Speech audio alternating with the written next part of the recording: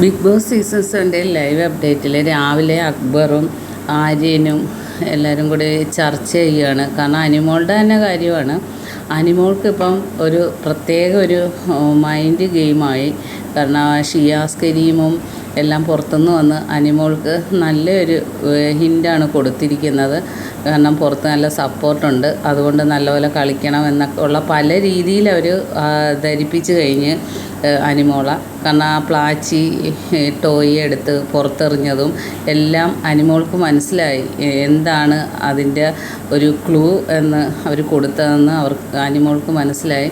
അനിമോൾ രാത്രി പറയുന്നുണ്ടല്ലോ, ഇപ്പം എനിക്ക് വിഷമമില്ല പാവ കളഞ്ഞതിൽ എന്ന് അനിമോൾ പറയുന്നുണ്ട്. അപ്പോൾ അനിമോൾക്ക് എല്ലാ തരത്തിലും അവർ പിന്നെ പുറത്തെ സപ്പോർട്ട് അറിയിച്ചു കഴിഞ്ഞ്. നമ്മളോട് മാത്രം ഒരു കാര്യവും അവർ പറഞ്ഞില്ല.